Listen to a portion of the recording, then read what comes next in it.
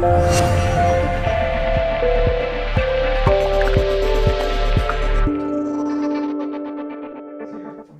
is Zack Harvey, and he's going to tell you all about Bitcoin ATMs. All right. Thank you, Jim. And as we can see, Jim is in the business since 2010, and it's still difficult for him to get Bitcoin when he needs it. Bitcoin is truly a ridiculously genius technology, and it has changed so much in the opinion of people and people that come to engage with it. Everything we want the world to know about the fundamentals of money and markets is in Bitcoin. And yet at the same time, when we go and try to tell somebody about Bitcoin for the first time, it would be kind of tricky to start with that. They would give you a blank stare, and it would be a very hard sell. So, for instance, our Uber driver on the way from the airport to our Airbnb apartment here in Amsterdam overheard us talking about Bitcoin, because that's what happens with Bitcoiners. And at the end, he said, I gotta ask you, I've been thinking about this for a while. Should I buy some Bitcoin? So the first thing was, wow, it's great to be in 2017, because 3 years ago, we started telling people about Bitcoin, and again, that blank stare that you probably all know a bit of. And the answer for me was, of course, yes. And then I wanted to explain why, but I knew how long it would take, and I knew that I would lose him. And in a sense, what I really want people to understand, and the first thing about Bitcoin, is how truly educational it is. As far as economics, it teaches us the importance of scarcity. And that's why the 21 million, and you start telling that to people, and you tell them, well, there's a problem with inflation. Well, let me tell you about Bitcoin. The importance of things like fungibility that I hadn't heard of before Bitcoin. Custody, how important it is for you to hold your own money, and this is true when looking at all the flaws of our current systems, our current financial institutions. If you don't actually hold your money, it's not really yours. If you have money in a bank, it's not really yours. The incentives of it all, making sure that all of the incentives align, which brings me to the next part of what's so educational about Bitcoin. It tells us so much about politics, how important consensus is, and how important that is for Bitcoin itself, and what happens when we don't have consensus.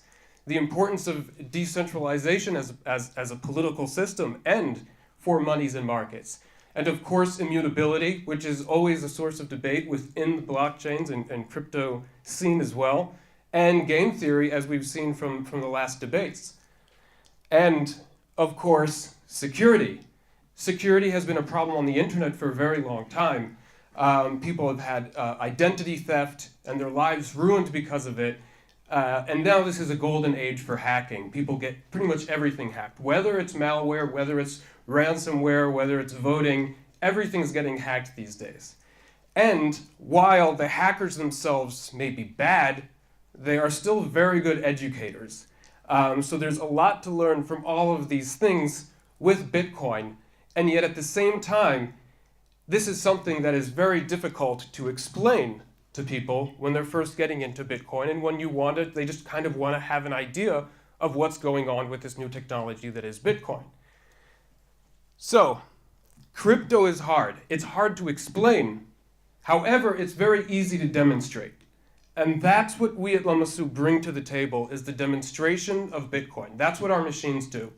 You take this very complex technology that covers all of the subjects and the disciplines that I've just mentioned in the previous slide, and boils it down into a few actions.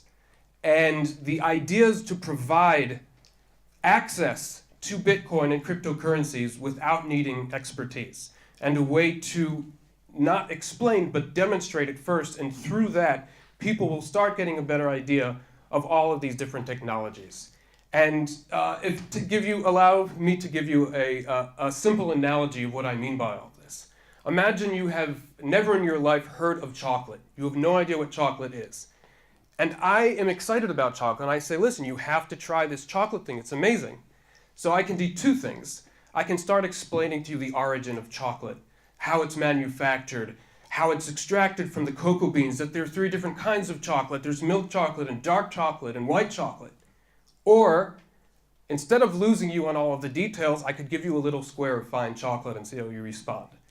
And that is the analogy of what Bitcoin is versus how it's experienced. And that's what we try to do with our Bitcoin ATMs. We try to give people a little taste of that sweet, delicious cryptocurrency so they can experience it without understanding all of it from the beginning.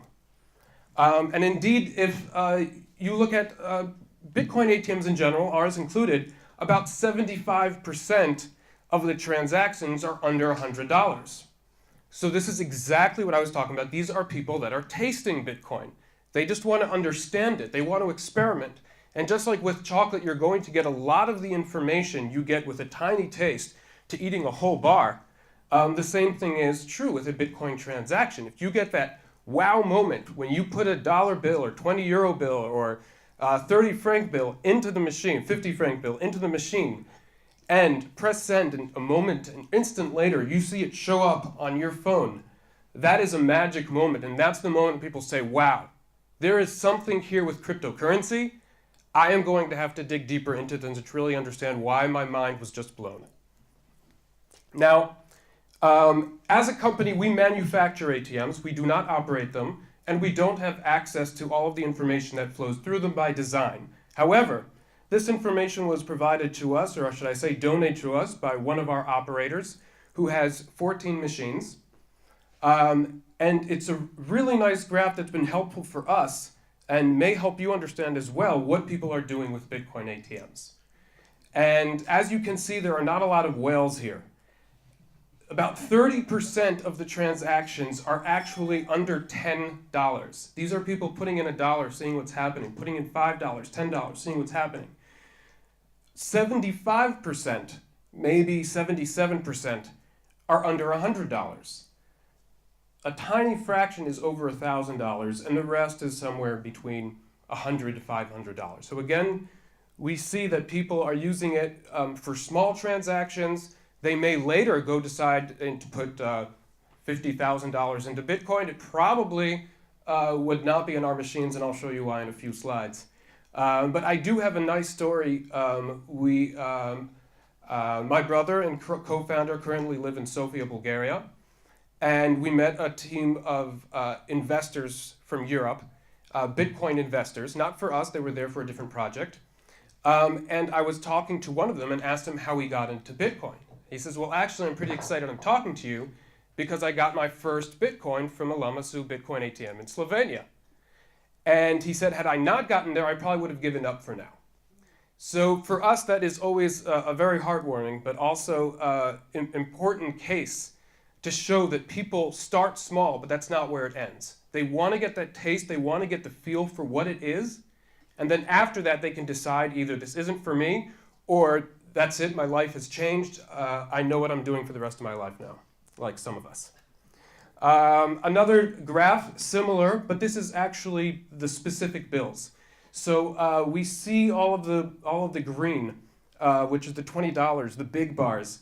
That's actually a $20 bill. Now that makes a lot of sense because in the US, all of the ATMs only dispense $20 bills.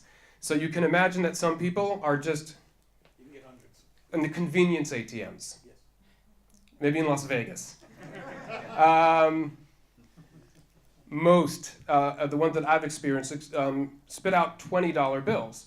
So people are just taking their bank card, taking out $100 and putting it into the machine. Of course, you also see a bunch of spare change, somewhere between 10 and 30%, which is $5 or $10, which is just like, oh, I have some money, let's put it into a Bitcoin ATM.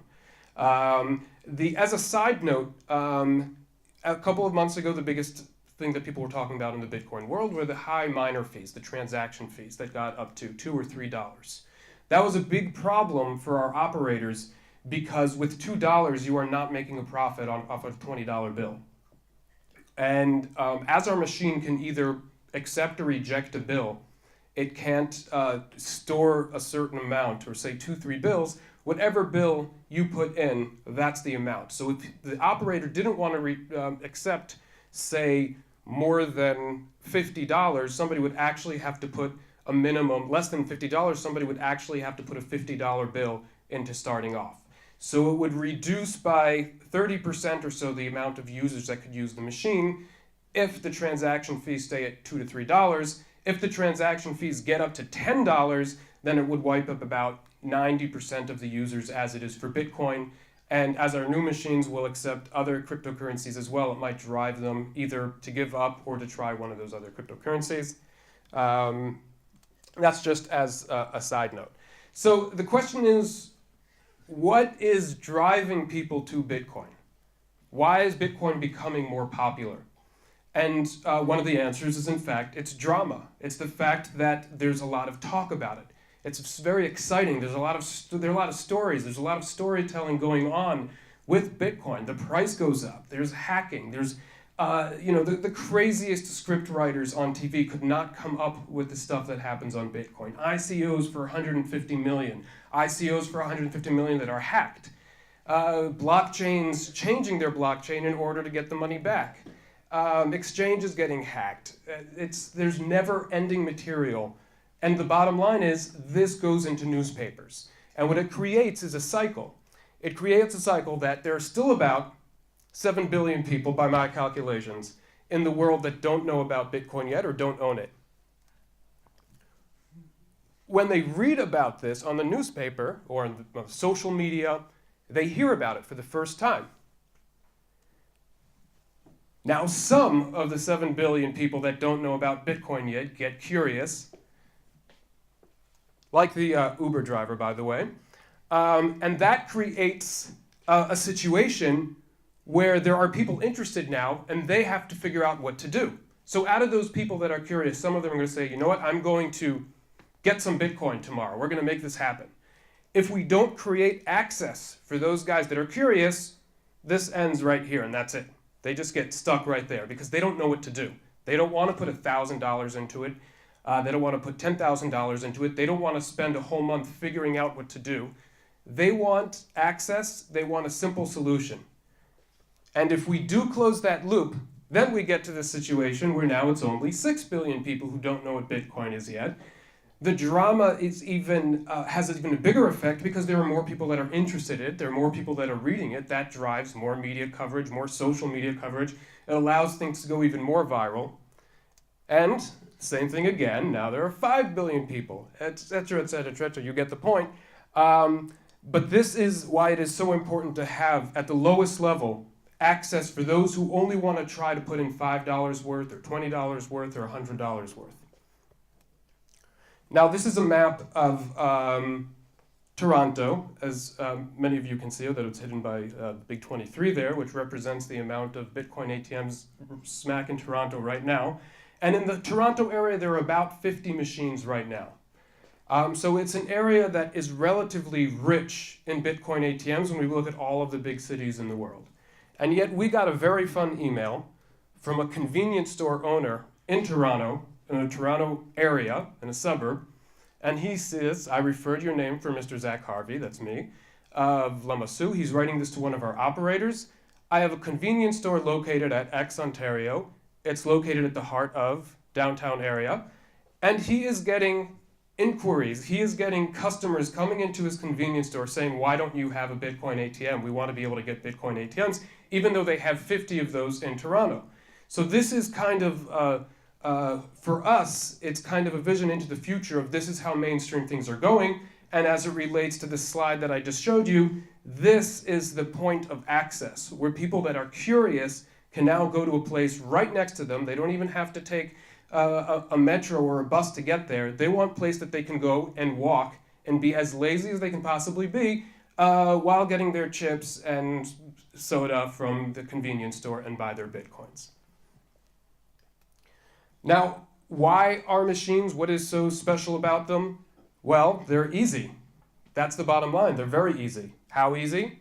Well, the first stage is all you have to do is scan your Bitcoin address into the machine. It could be on an app that you downloaded 20 seconds ago, or you could bring a piece of paper that represents your public key and scan it into the machine.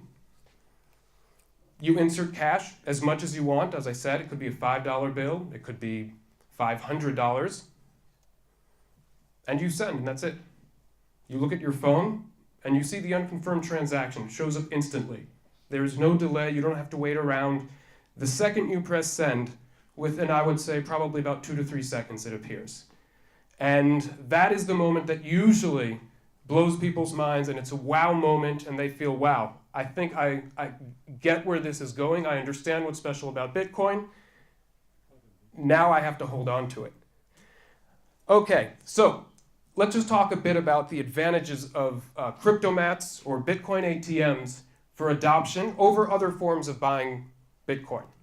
Well, for one, it's as easy as it gets for low amounts. So if you're doing low amounts, there's hardly any easier way to get Bitcoin. It's safer than in-person purchases. Now, you may have known the guy that you were working with on some level. However, in places like local Bitcoins, there are lots of stories that people getting mugged or getting ripped off. It's not convenient, it's dangerous. Bitcoin ATMs do not have that problem. It's a lot quicker than setting up an exchange account. In many cases, you don't have to hook up your bank account. You don't have to sign up for it. You don't have to transfer funds into there. It's immediate. It's cash to Bitcoin, and it takes probably about 20 seconds. And no accounts. You don't have to open up an account with the Bitcoin ATM. All you do is you scan in your public address, and you put in the cash. You don't have to register. And kind of a side note of that is that you're also not storing your coins on a Bitcoin ATM like many people do on an exchange. And they do that because safety is hard, and we'll talk about that in probably about a minute. Now, this does come at a price. Typical commission for Bitcoin ATMs is about 10 to 15%. So if you're buying $1,000 worth, that's a price to pay.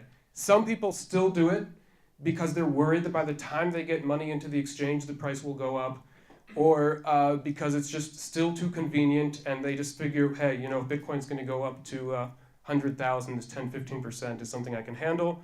But for most people, it's just because it's small amounts. And what they're really concerned with is how do I get my hands on this?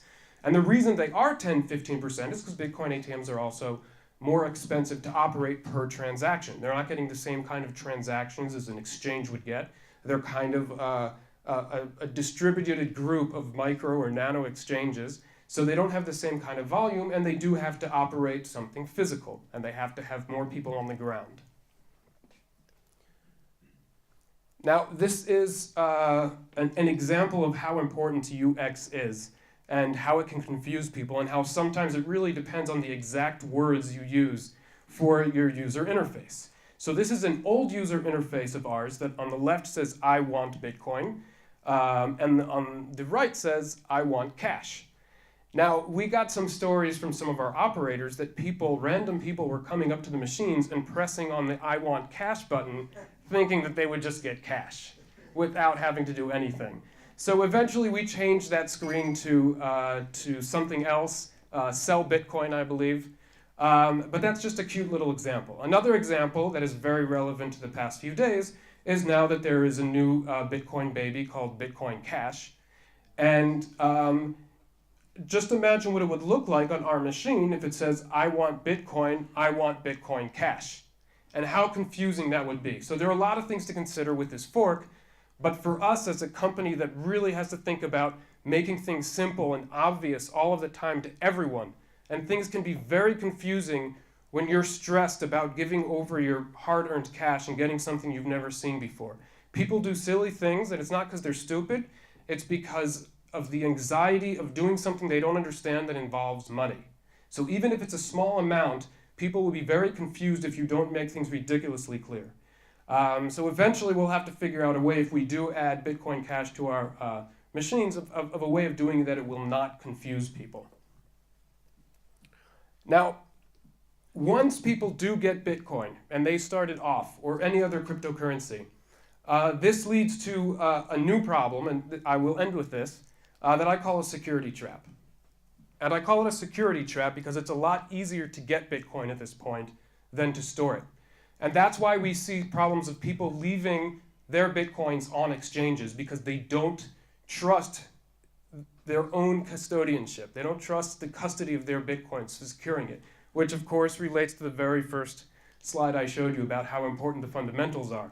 So they're not truly using Bitcoin because they're either leaving them on exchanges or they're getting the ratio wrong of theft versus loss.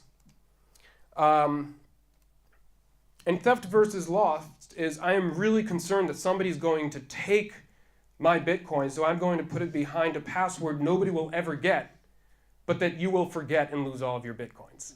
And it's a problem that it's not a simple problem. It's not something that, oh, if you study Bitcoin for 2 months, you'll understand the solution for this.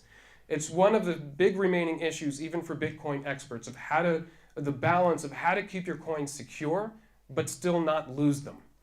And there have been some advances, such as some of the hardware wallets that solve some of the issues, but to me, it's still one of those things that over time will have to be solved for better Bitcoin adoption and for people using Bitcoin the way it's supposed to be used.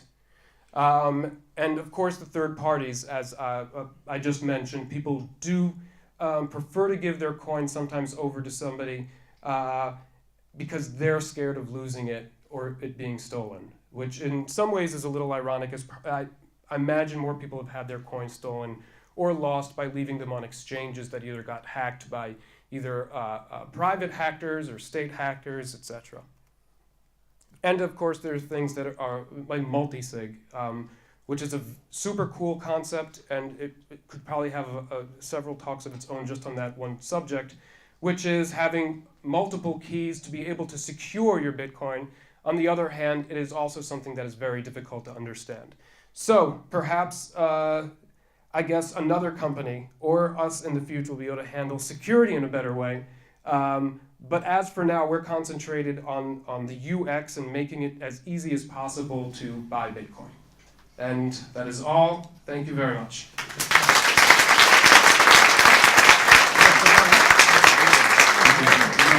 Questions? I have a couple questions first. All right. Okay, so the machines. Yes. How much are they?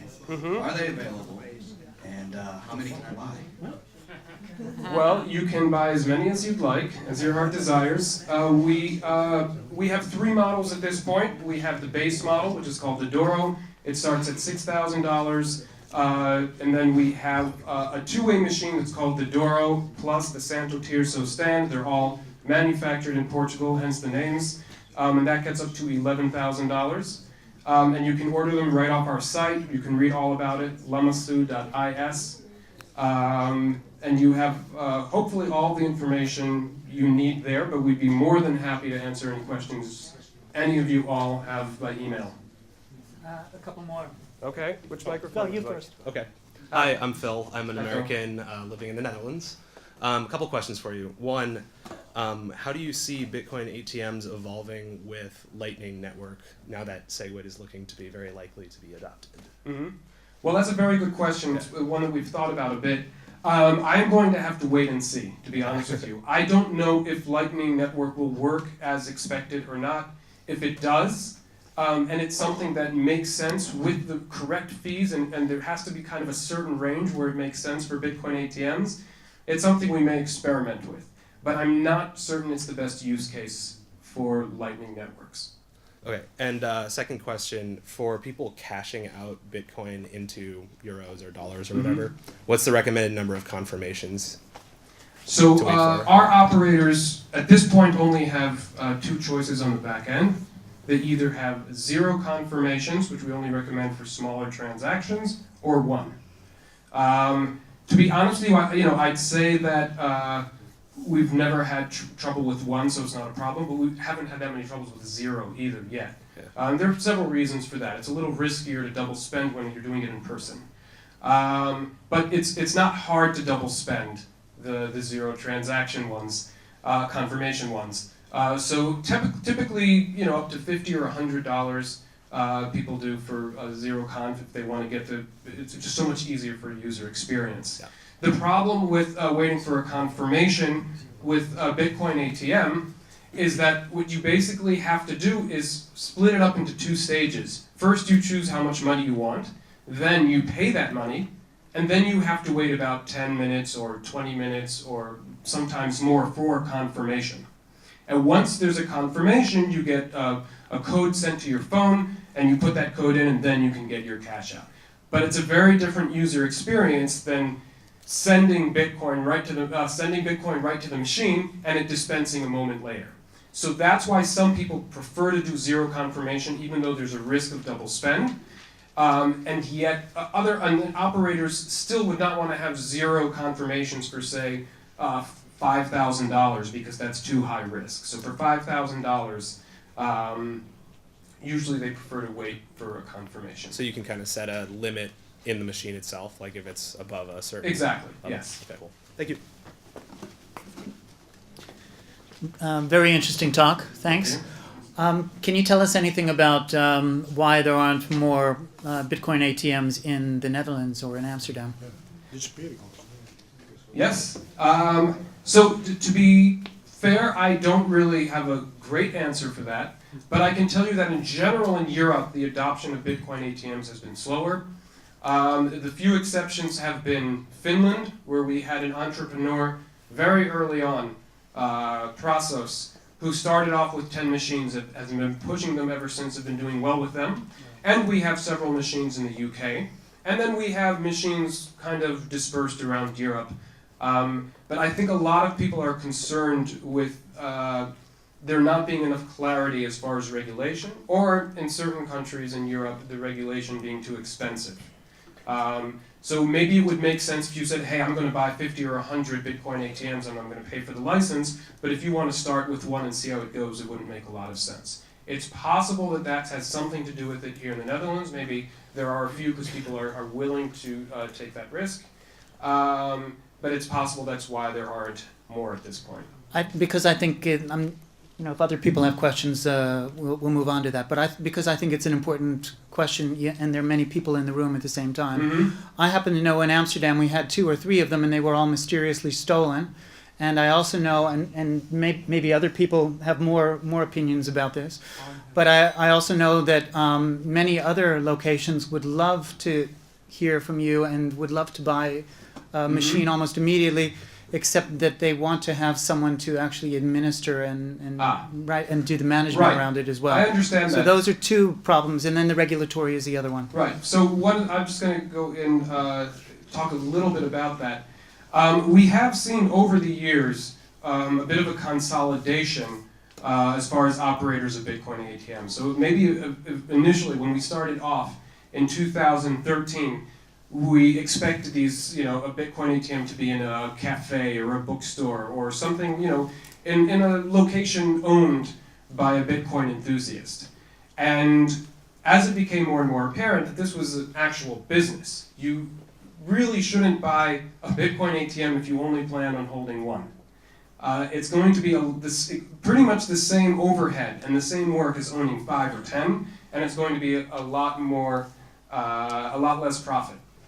So what I would recommend is if you see doing this as a business, it can be profitable, and it has been very profitable for a lot of our operators all around the world, but it's not something to do as a hobby. So there are some businesses now that have started trying to see how they can do some of the administration, but it's kind of tough when you're not in person. So I think that for Bitcoin ATM specifically at that stage, that's still a little tricky.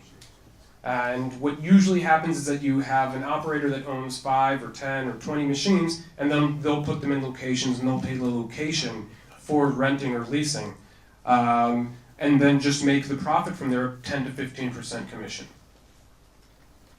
Hi. Hi. I'm Stefan, also an American living in the Netherlands, and he took some of the words out of my mouth. I was just really curious about if you know that banks own ATMs, because every ATM you see usually has a logo on it that belongs to a bank, then they are probably licensing out for the services of filling that, securing the ATM, all of that infrastructure around. When you're trying to sell ATMs to other groups who are not banks and trying to get into it, do you have any documentation or recommendations on how people navigate that legal name framework or navigate securing their ATMs locally, or is it really this is our physical product and the software with it?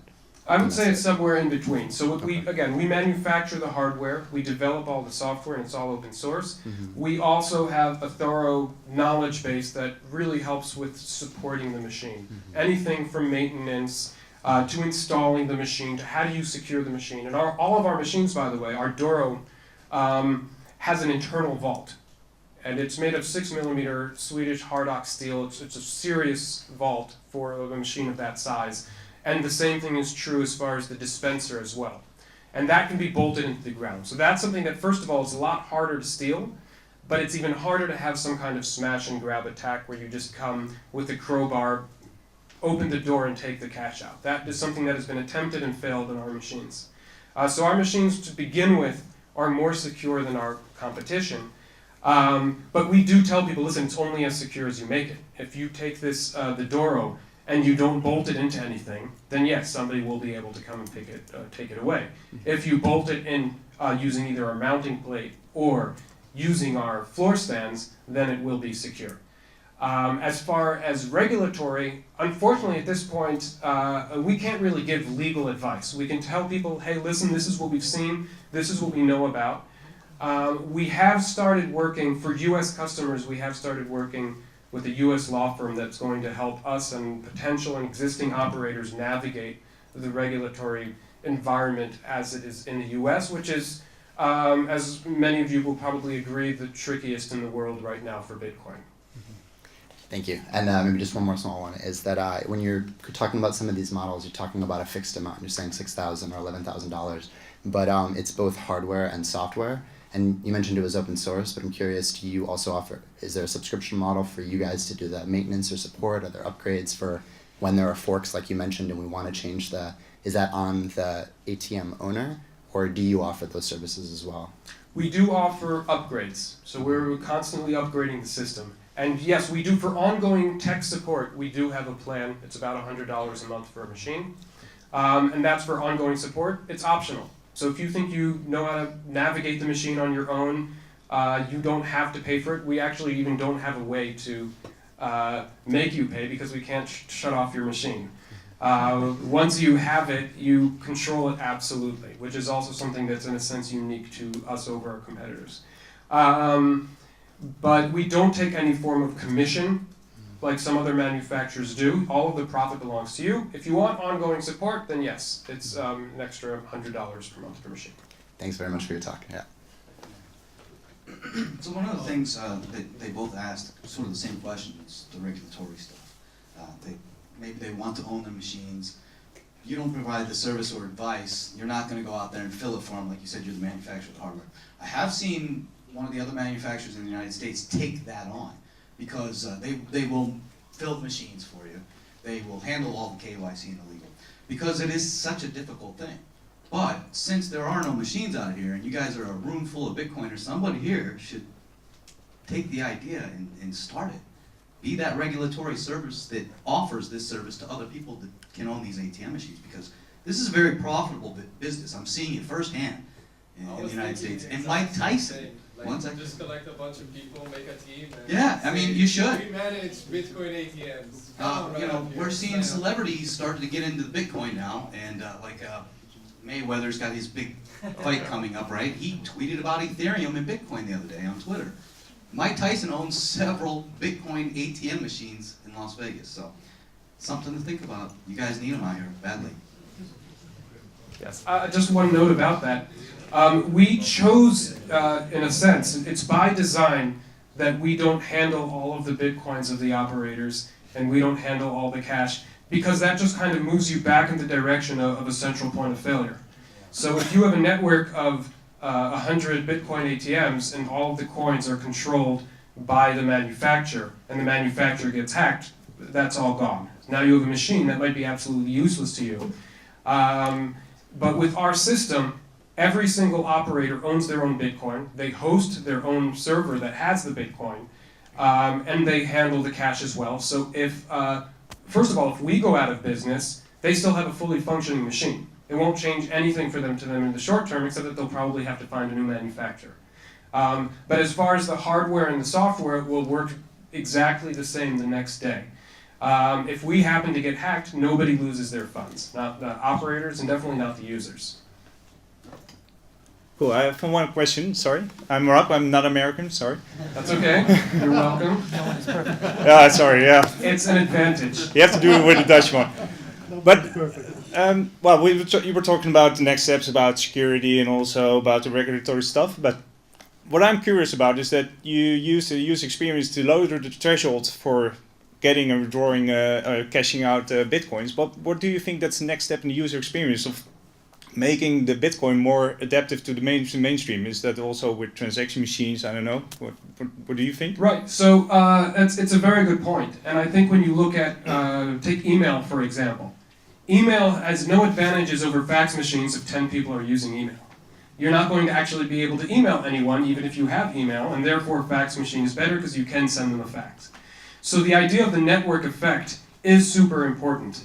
And it's the reason why people aren't usually buying coffees with Bitcoin now, and I don't think it has to do with the transaction fees, it has to do with the network effect. There aren't enough people that have Bitcoin, therefore it doesn't make sense for a cafe to start fiddling with Bitcoin. And it also has to do with the fact that the UX of tapping a credit card right now is just about as easy as it can get. So it's kind of hard to beat that user experience as far as that's concerned, and at the same time, you don't have anywhere near the network effect. So the first real user case for Bitcoins is storage of value, speculation, or speculation of store of value. It's people that are buying Bitcoin because of what they think it will be. And at this point, that is the main thing that it's used for. You can still use Bitcoin for all the things that it's great as, but you'll have less people to do that with. So for right now, I think anything that has to do with that first stage is most important for UX. So it's getting Bitcoins, it's having a really great Bitcoin wallet, not only for Bitcoin, but for all of the major cryptocurrencies that people are interested in. We already have a ton of exchanges and they're very good at what they do. And obviously a way to cash out, which is also possible with our machines. And then eventually, once you get to a certain threshold where, say, 10% or 20% of the population anywhere are actually using Bitcoin, then you're going to have all of these things that they're developing now, whether it's on Bitcoin or Ethereum, and all of these different services that all of a sudden make sense because people are using or have Bitcoin and don't make as much sense right now because it's just too early in the stage. Yeah, that was also my next question. Do you see that the ATMs are also being used today? I'm buying Bitcoins, but tomorrow I'm coming back to cash it out so that I made a profit of 10%? I don't know. Well, for a Bitcoin operator, that's great, of course. If you buy $1,000 worth of Bitcoin and sell it the next day, they made profit off of both of those. I wouldn't. I don't know. I can tell you that less people are using Bitcoin ATMs for selling Bitcoin than for buying it. I would say probably about 20 to 30% is used for cashing out, and the rest is for buying. So that's why I didn't even talk that much about selling Bitcoin, because A, I'm not as excited about it, but B, because I don't think that's as big of a problem, and it's also a relatively minor change as far as the UI is concerned.